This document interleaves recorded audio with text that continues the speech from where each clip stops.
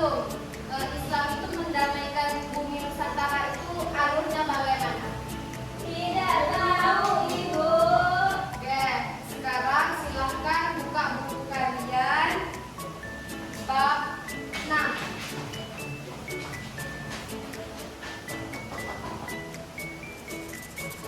Ayo. Udah. Oke. Jadi, alur pembelajaran dakwah di Nusantara itu Indonesia itu awalnya dikenal sebagai negara dengan kependudukan muslim terbesar di dunia. Padahal jika kita melihat sejarah lahirnya keagamaan Islam di bawah para nabi, Indonesia itu tidak begitu dikenal. Namun berkat kegigihan para dai dan ulama terdahulu, perkembangan Islam di Nusantara itu begitu sangat pesat sampai saat ini. Lalu bagaimana alur perjalanan dakwah di Nusantara? Oke, pembahasan pertama itu kita akan membahas tentang alur perjalanan dakwah di Nusantara. Yang kedua itu cara-cara dakwah di Nusantara. Dan yang ketiga itu adalah kerajaan-kerajaan di Nusantara. Yang pertama itu kita akan membahas tentang alur perjalanan dakwah di Nusantara. Tolong Artia dibacakan di buku itu. Sejak zaman prasejarah, penduduk Nusantara dikenal sebagai pelayar tanduk yang sanggup mengarungi samudera lepas.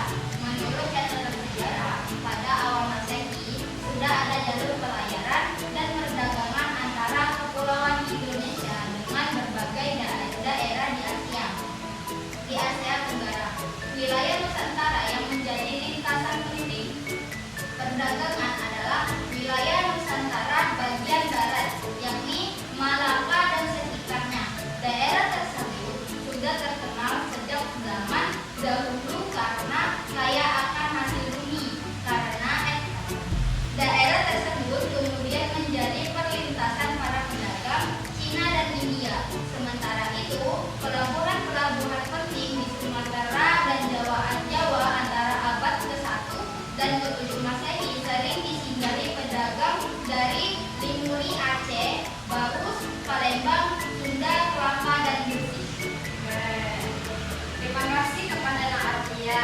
Jadi, alur perjalanan dakwah Nusantara itu sejak zaman prasejarah, penduduk Nusantara itu sudah dikenal sebagai pelayar-pelayar tangguh yang sanggup mengarungi samudera lepas.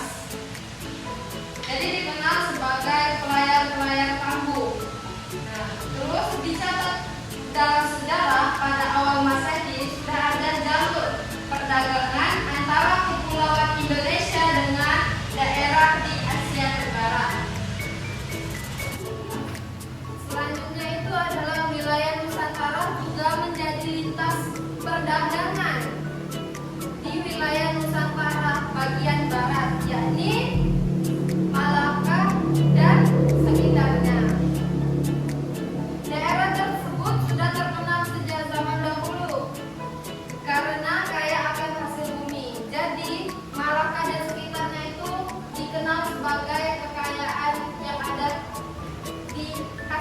yang ada hasil bumi. Yakni Malaka dan sekitarnya itu adalah daerah yang sudah terkenal sejak zaman dahulu karena kaya akan hasil bumi. Jadi Malaka dan sekitarnya itu dikenal akan kaya hasil bumi.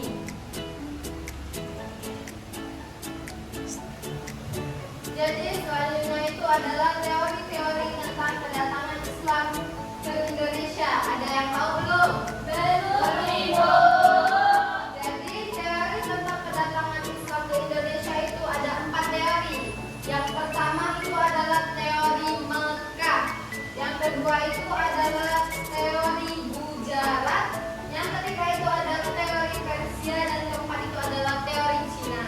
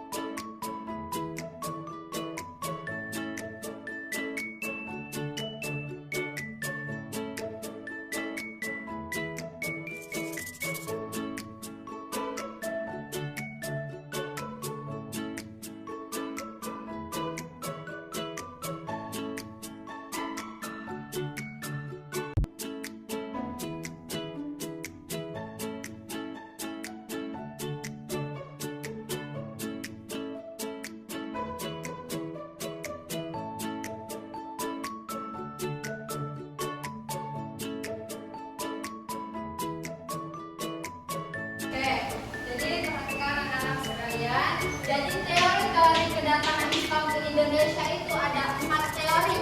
Yang pertama itu adalah teori Mekah. Yang kedua itu adalah teori Gujarat. Dan yang ketiga itu adalah teori Persia. Dan yang keempat itu adalah teori Cina. Bisa dipahami?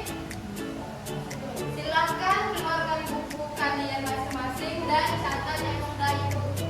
Catat di papan tulis. Ibu tunggu selama 2 menit.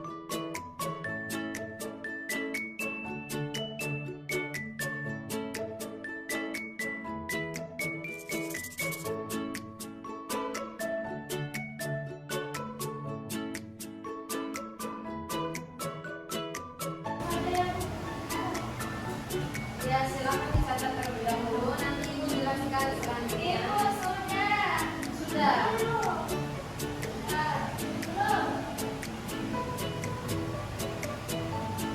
Silakan ditulis tulisnya.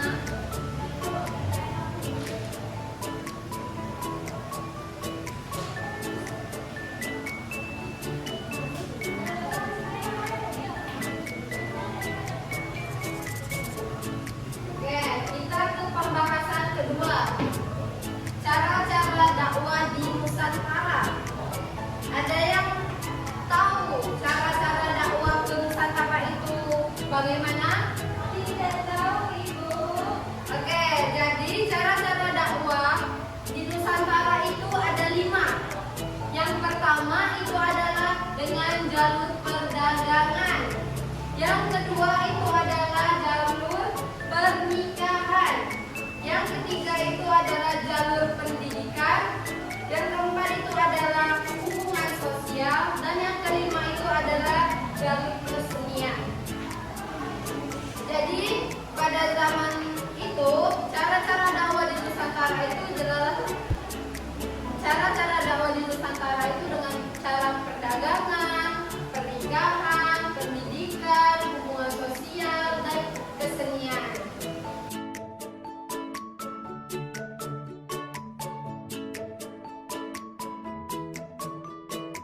Oke, jadi cara-cara dakwah di Nusantara itu ada berapa? Ada 5. Yang pertama, yang kedua, yang ketiga, yang keempat, dan yang terakhir. Oke, sudah paham pembahasan cara-cara dakwah di Nusantara? Oke, baiklah, kita menuju ke pembahasan selanjutnya, yaitu kerajaan-kerajaan Islam di Nusantara.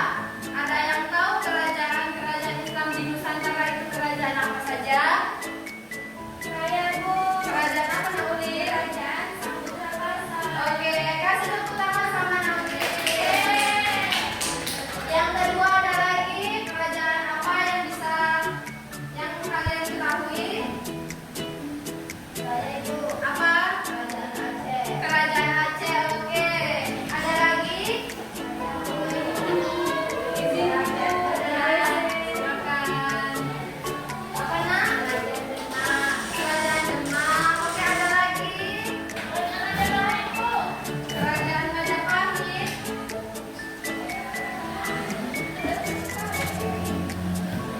Nggak ada, Nak, bukan kerajaan Majapahit. Kerajaan Majapahit tidak memasuki kerajaan-kerajaan Islam di Nusantara. Ada lagi yang mengetahui kerajaan Mataram Islam, Bu? Oke, Nak Erin? Kerajaan Banjar, Bu. Ya, kerajaan Banjar. Oke, Nak Septa sama Nak Fedi. Kita sekarang itu bahas tentang kerajaan-kerajaan Islam di Nusantara. Nah, Feby sama Nak Septa, tahu nggak kerajaan apa saja yang ada di Nusantara? Ada kerajaan Demak, Majapahit, kerajaan Singasari. Nah, Septa, kalau kerajaan Majapahit itu nggak termasuk. Ada lagi kerajaan apa? Singasari masuk. Enggak masuk. Oke, jadi dijelaskan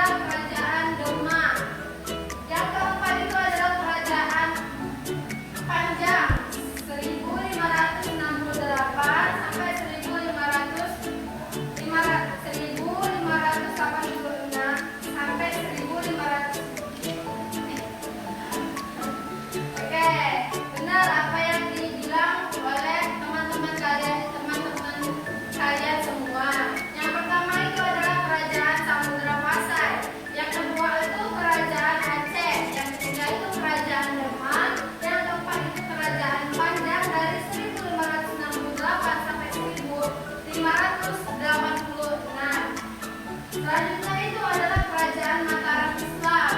Yang selanjutnya itu adalah kerajaan Banjar, kerajaan Jawa Gowo. Yang selanjutnya itu kerajaan Ternate, dan yang terakhir itu adalah kerajaan Tidore. Oke, kita tulis dulu ya supaya kalian gak lupa. Salah satu penyakit siswa itu adalah lupa. Jadi makanya ditulis. Silakan ditulis.